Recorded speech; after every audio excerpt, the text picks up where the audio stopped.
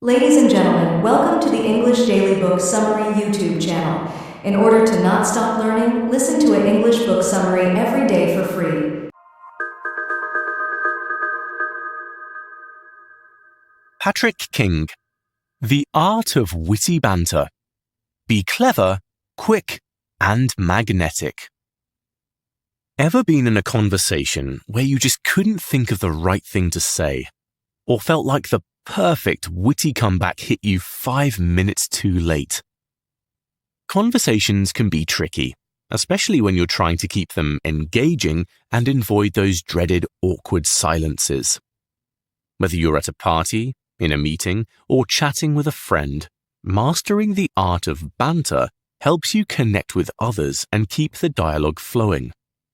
The key is to have a flexible toolkit of techniques that you can draw from to ensure you're always ready with something to say, no matter the situation. In this blink, you'll learn how to use structured frameworks for conversation, avoid absolute questions that can stall dialogue, and inject humor with witty comebacks or playful teasing. By incorporating these approaches, you'll be able to navigate conversations effortlessly, build rapport, and leave a lasting impression.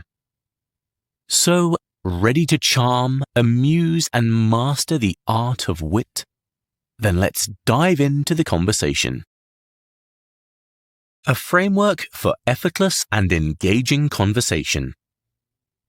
To master the art of witty banter, you'll need a toolkit that keeps conversations engaging, lively, and free of awkward silences.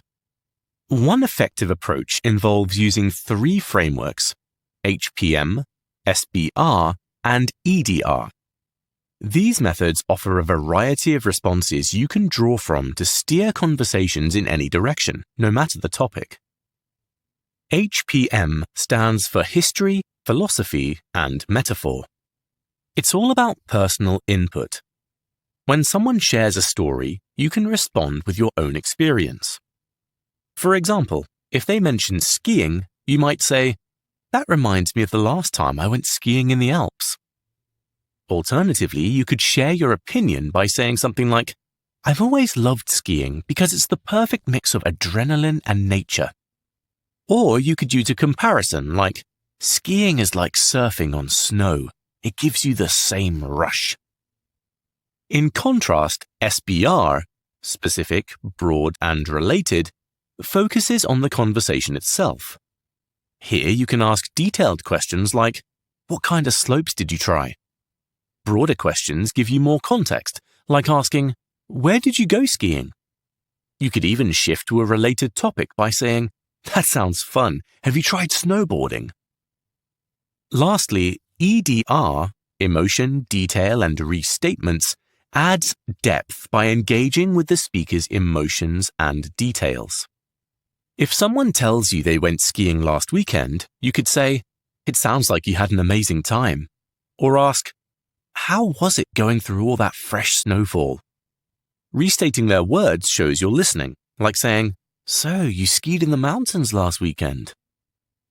By using these 3 methods, HPM for internal input, SBR for topic-driven engagement, and EDR for emotional connection, you can keep conversations dynamic and meaningful.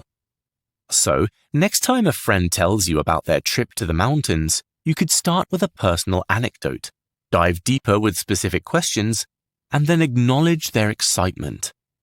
With practice, you'll never run out of things to say, keeping the banter going smoothly. Avoid killing conversations with absolute questions. Irony aside, to keep conversations flowing, you should never speak in absolutes. Absolute questions, like asking someone for their all-time favorite movie, can feel like an innocent conversation starter, but they tend to stall dialogue. Why? Because they put the other person on the spot, demanding a definitive answer that most people don't have ready. This type of question often leaves your conversation partner thinking too hard or feeling pressured, which can kill the momentum of a good conversation. The issue with absolute questions is that they give little wiggle room and can quickly become exhausting. Most people want to engage in light, enjoyable conversation, not a job interview. By asking someone to commit to a single ultimate favorite, you burden them with the task of digging deep into their preferences, which may not be easy to answer on the fly. They may end up stalling, or worse, shutting down the conversation altogether. The solution? Avoid absolutes by making your questions broader and more flexible. Instead of asking, "What's your favorite movie ever?" try, "What are some of your favorite movies?" Or "Have you seen any good movies recently?" These variations take the pressure off and make it easier for people to answer. They can simply share something without feeling like they need to give the perfect answer, which keeps the conversation light and fun. In the end, good conversation is about making things easy for the other person. By avoiding absolutes, you allow the dialogue to flow naturally, creating a comfortable space for connection. With this small adjustment, you'll find your conversations become more engaging and enjoyable for both sides. Use humor and insight to break the fourth wall in conversations. One way to make conversations more engaging and fun is to break the fourth wall. This term comes from theatre and film, where a character steps outside of their role to speak directly to the audience. In conversation, breaking the fourth wall means stepping back and making a playful or insightful observation about the conversation itself, as though you're commenting from an outside perspective. This technique works best when used in a positive or curious way. For example, if your discussion takes an unexpected turn, you might say, "Wow, this conversation went in a weird direction, didn't it?" Or, "Did you just really reference a 90s boy band?" These kinds of comments show you're fully engaged and paying attention to the conversation at a deeper level. It's important to deliver these observations with a sense of curiosity, so they come across as light-hearted, not judgmental. Be careful, though. Breaking the fourth wall with negative or critical comments can make the other person feel attacked, which could derail the conversation. For instance, saying, "Are you really turning this back to yourself again?" can feel condescending and create discomfort. The key to using this technique effectively is moderation and timing. It's a great tool to inject humor or highlight shared understanding, but overdoing it can make you seem patronizing. When used appropriately, breaking the fourth wall adds a sense of depth and connection to your conversations, making them more memorable and enjoyable for everyone involved. Build instant connection with the us against the world technique. Imagine you're in a loud, crowded party struggling to make small talk. You turn to the person next to you and say, "It's so noisy in here! Can you believe how everyone's practically shouting?" Instantly, you've created a shared experience between the two of you, setting yourselves apart from the rest of the room. This is the us against the world technique, a clever way to build rapport by making the other person feel like you're both part of an exclusive in-group. The technique is simple. Observe something happening around you, then comment on it in a way that signals the two of you are on the same page, separate from everyone else. This shared understanding can range from something light-hearted, like noticing the volume at a party, to a more subtle observation like, "Can you believe how awkward some of these conversations are?" The key is to create a small insider dynamic between you and the other person, which fosters a sense of connection.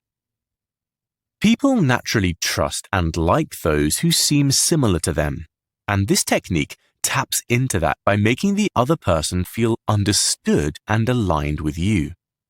Be sure to keep the tone positive. Negative or judgmental comments can easily backfire. By focusing on shared experiences and keeping it light, you can quickly build rapport and make the conversation more enjoyable for both of you. When used correctly, the us against the world technique is a subtle, effective way to make your interactions feel personal and memorable, leaving the other person feeling like they truly connected with you. Use boundaries to make conversations more engaging. One of the most effective ways to initiate and sustain engaging conversations is to set clear boundaries up front. People are often hesitant to engage in conversation because they fear being trapped in a long, time-consuming interaction. By setting boundaries on the conversation, such as stating, "I only have 10 minutes, but," you reassure the other person that the conversation will be brief, which lowers their guard and makes them more likely to participate. This strategy works because it removes the uncertainty about how long the interaction will last. Many people are reluctant to talk because they've been in conversations that dragged on endlessly, but by establishing a time limit, you offer a sense of control and safety. The other person knows they won't be stuck if they don't enjoy the conversation, which makes them more likely to say, "Sure, why not?" and engage. You can use boundary statements in a variety of contexts, such as saying, "I'm about to leave, but I'd love to get your opinion on this." Or, "I only have a minute, but I wanted to ask you quickly." This approach is especially effective in situations where people are busy or distracted, as it respects their time while encouraging them to engage. Once the conversation starts, you'll often find that the other person opens up and continues the dialogue naturally. Even if you do need to end it, you've created a positive interaction, which can easily lead to future conversations. Setting boundaries helps overcome initial hesitation, making your interactions smoother and more enjoyable for both parties. How fallback stories keep conversations engaging. When conversation lags or stalls, having fallback stories ready can help you keep things flowing smoothly. These are pre-prepared anecdotes designed to reignite interest and engagement. A good fallback story isn't just about filling the silence. It's a tool for steering the conversation toward a topic that sparks discussion and allows others to participate more easily. The structure of a fallback story involves 4 key components: a bridging sentence, a brief story, your opinion on it, and specific questions to draw out the other person's thoughts. The bridging sentence transitions smoothly from a previous topic or silence into the new story, something like, "Hey, you know what I heard recently?" The story itself doesn't need to be long, just enough to introduce a scenario or concept. For example, you might mention a friend proposing to her partner, ignoring traditional gender roles. Next, share your opinion on the story, ideally in a positive or neutral way to make the other person comfortable. Finally, the most important part, ask a series of specific questions to encourage the other person to share their views. For instance, would you ever propose like that? How would you feel if your partner did? The power of fallback stories lies in their ability to engage the other person with universal themes, like relationships, decisions, or moral dilemmas, that almost anyone can relate to. By using stories that lead naturally to meaningful conversation, you'll never run out of things to talk about, keeping the interaction lively and engaging. The art of playful and friendly teasing. Witty, good-natured teasing is a playful way to add humor to your conversation, build rapport, and showcase your sense of humor. It involves making light-hearted, non-personal jokes that others can enjoy without feeling criticized. However, teasing can easily backfire if not done carefully, so it's important to be mindful of your delivery and the topics you choose. The key to successful teasing lies in how you deliver it. Start with a deadpan, serious expression to create a bit of tension, but quickly relieve it by smiling, laughing, or saying, "Just kidding." This signals to the other person that you're being playful, not critical. The goal is to keep things light and fun, not to leave anyone feeling self-conscious. When teasing, stick to safe topics like someone's clothing, harmless habits, or minor mistakes. Things they won't take personally. For example, jokingly telling a friend, "That jacket is a bold statement," or "You burnt the pancakes again," works well because these topics are superficial and won't hurt their feelings. On the other hand, avoid teasing people about their direct appearance, deeply held values, or personal life choices, as this can come across as mean-spirited. Two effective techniques for witty teasing include disagreeing and amplifying. For example, if someone says, "I love your cats," you could jokingly respond, "That's what you think. Do you want them?" This playful exaggeration adds humor without offending. Similarly, if someone mentions a guilty pleasure, you can amplify your disagreement with something over the top, like, "You like Nickelback? Well, that's my cue to leave." Done right, teasing brings energy and fun to conversations, helping you connect with others. Just remember to keep it light, positive, and focused on making the other person smile. Deliver witty comebacks with confidence. A witty comeback is a clever way to bring humor and charm into any conversation, especially when faced with a teasing remark or light insult. By delivering a sharp, quick response, you can shift the tone, add fun to the interaction, and show off your mental agility. The secret to a good comeback is not about being harsh or defensive, but rather keeping things light and playful. To craft a great comeback, avoid falling into the trap of using generic responses like, "I know you are, but what am I?" Instead, think of witty comebacks as a chance to show creativity. The best ones are delivered with a relaxed, almost indifferent tone, not full of excitement or aggression. Think of it like delivering a punchline with cool confidence, similar to how James Bond might throw out a one-liner after escaping danger. Calm, collected, and a bit humorous. There are several ways you can approach a witty comeback. One method is to take someone's words literally and twist them in your favor, making the situation funny. Another is to agree with the insult but exaggerate it to an absurd degree, making the comment seem ridiculous. You could also flip the insult back on the other person, or you might use an outlandish comparison to bring humor into the exchange. For example, if someone teases you about your cooking, a witty comeback might be something like, "Yeah, I'm thinking of using my pancakes as hockey pucks next time." It's playful, harmless, and keeps the conversation light. The key is to use witty comebacks sparingly and in a way that keeps the mood fun and engaging. When done right, they help you steer the conversation, avoid awkward moments, and make a memorable impression, without ever taking things too seriously.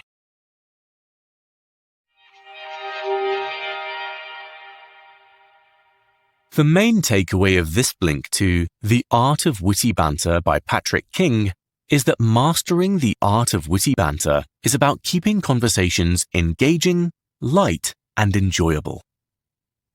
By using structured techniques like asking open-ended questions, injecting humor with comebacks, and playfully teasing, you can avoid awkward silences and build stronger connections. With the right tools, you'll be able to navigate any conversation with ease and leave a lasting impression. The good news is that these methods are easy to learn and practice, so with time, you'll find yourself effortlessly maintaining lively and fun interactions in any scenario. Well, that's it for this Blink. We hope you've enjoyed it. If you can, please take the time to leave us a rating, as we always appreciate your feedback. Hope to catch you again in the next Blink.